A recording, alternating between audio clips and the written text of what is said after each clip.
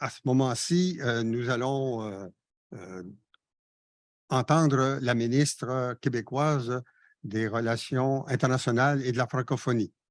Je vous mets un contexte. Donc, après le ministre français d'hier, M. Olivier Beck, qui a répondu à la question commune que nous avions posée aux deux ministres, aux deux gouvernements, Madame Biron va répondre à la question et je la rappelle, cette question. Quelle ambition pour une relation France-Québec de niveau stratégique et structurel? Madame Biron est une jeune ministre. Elle est en poste depuis seulement 4 mois. Elle a fait carrière comme journaliste à Radio-Canada pendant une vingtaine d'années. Notamment à titre d'analyste politique de la colline parlementaire à Québec. Elle est la fille d'un ancien ministre. Elle est la fille de M. Rodrigue Biron, qui fut ministre de l'Industrie et du Commerce dans les gouvernements de M. René Lévesque et de M. Pierre-Marc Johnson. Alors, Madame la ministre, à vous la parole. Nous vous écoutons.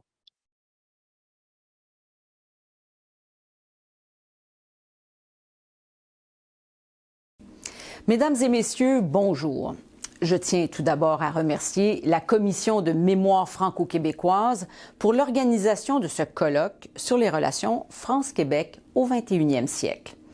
Vous êtes un partenaire de longue date de la coopération France-Québec. Merci de m'offrir cette tribune pour vous partager nos ambitions concernant l'avenir de cette belle relation. Depuis mon entrée en fonction en octobre dernier, j'ai effectué 2 missions à Paris. Elles témoignent de toute l'importance que nous accordons à la relation France-Québec. En fait, le Québec et la France entretiennent une relation unique et privilégiée. Et la délégation générale du Québec à Paris est solidement enracinée en France depuis 1961. Elle bénéficie d'un statut de quasi-ambassade, tandis que la France est représentée autant à Québec qu'à Montréal, ce qui nous aide à travailler de très près avec les représentants de ce merveilleux pays. Cette relation en est une d'amitié, de collaboration et de fraternité, ancrée dans une histoire, une langue et une culture commune. Nos liens sont profonds et durables et n'ont jamais cessé de grandir et de se renforcer. Sur le plan bilatéral, rappelons que c'est l'éducation qui est à l'origine des premières ententes internationales entre le Québec et la France.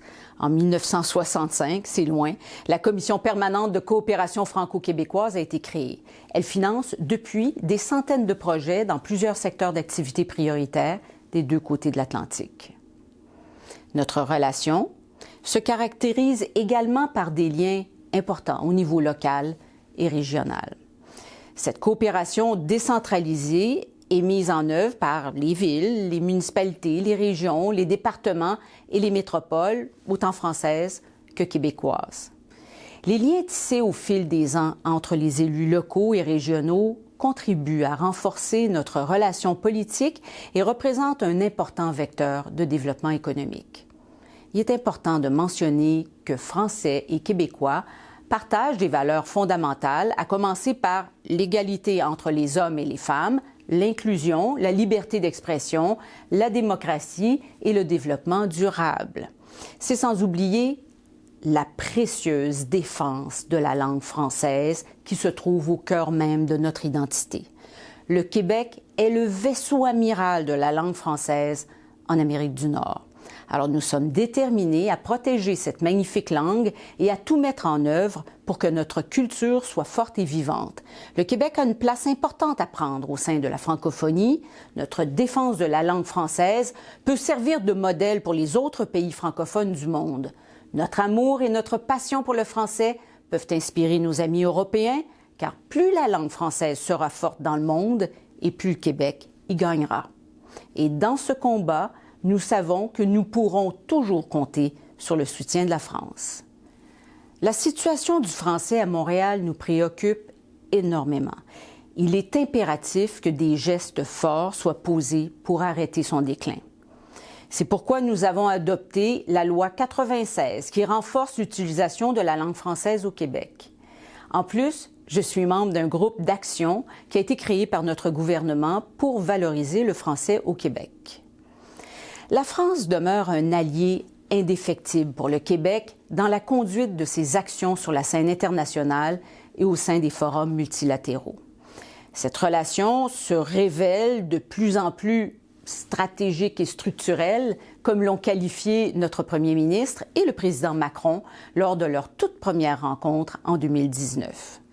En économie, par exemple, nous savons que nous pouvons en faire plus, qu'il faut accroître nos échanges commerciaux et ainsi favoriser la création de richesses au sein de nos deux sociétés. L'accord économique et commercial global entre le Canada et l'Union européenne est venu offrir un cadre privilégié pour renforcer nos échanges. En 2021, la France est d'ailleurs redevenue le premier client européen du Québec en termes d'exportation de marchandises. De son côté, le Québec est de loin le premier partenaire commercial de la France au Canada. Nous accueillons chaque année environ la moitié des exportations françaises au pays. Avec plus de 330 filiales françaises établies au Québec, la France dispose du deuxième plus important contingent d'entreprises étrangères sur notre territoire. Nous allons intensifier nos efforts pour faire grimper nos échanges économiques. Le Québec et la France ont d'ailleurs le devoir de promouvoir la langue française comme langue des affaires parce que le français est la troisième langue commerciale sur la planète. Cela représente un grand avantage pour nos deux peuples. Mais nos sociétés doivent également se démarquer au niveau de la recherche et de l'innovation.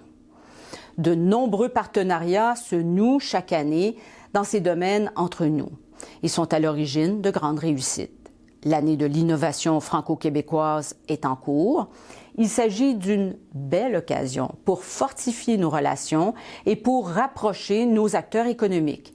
Tout au long de l'année, les organisations françaises et québécoises vont continuer d'approfondir leur coopération et leur partenariat dans des secteurs de pointe tels que l'intelligence artificielle, la cybersécurité, la transition énergétique et l'électrification des transports. Nous nous associerons à plusieurs événements majeurs en France, dont le Symposium international de la création numérique Paris 2023 et son Focus Québec, en plus du Salon international de l'aéronautique et de l'espace du Bourget. La programmation au Québec est également riche, avec notamment la Semaine des transports électriques et intelligents qui se déroule à Montréal en ce moment même et au cours de laquelle la France est à l'honneur. Très prochainement se tiendra la 21e rencontre alternée des premiers ministres français et québécois. Ce sera l'occasion de réaffirmer nos grandes priorités et de donner les orientations de notre coopération. La lutte contre les changements climatiques et pour la protection de la biodiversité est parmi les grands enjeux de notre époque. Sur ces deux dossiers, il est urgent d'intensifier nos collaborations. À l'occasion de la 15e conférence des parties de la Convention sur la diversité biologique qui s'est tenue en décembre, juste avant Noël, à Montréal, j'ai eu la chance de m'entretenir avec des représentants du gouvernement français.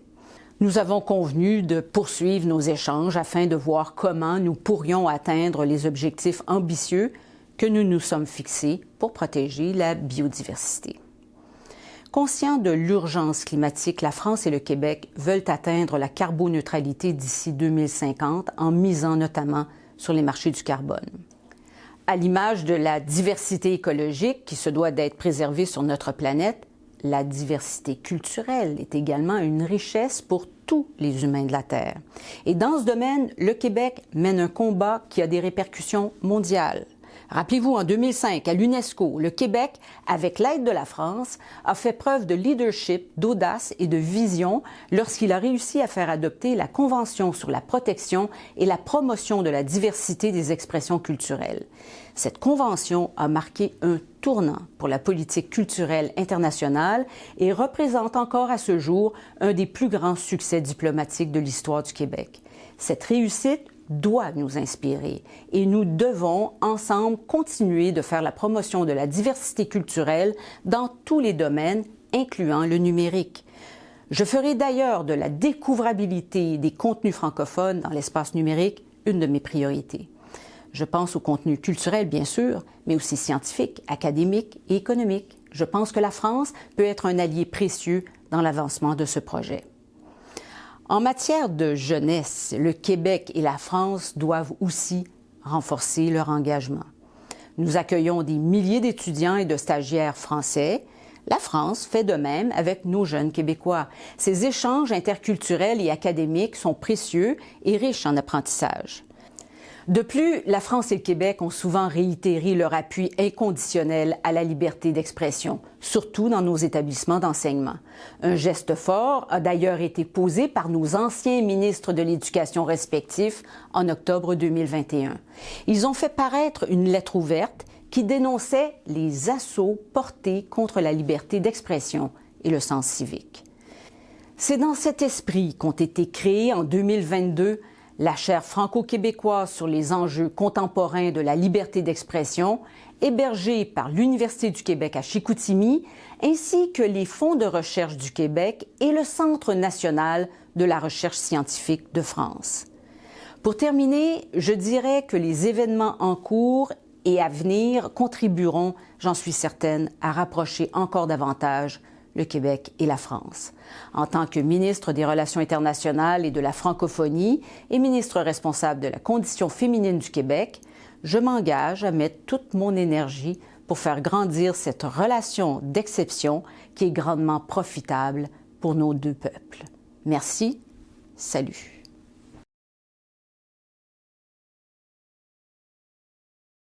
Merci beaucoup, Madame la ministre Biron.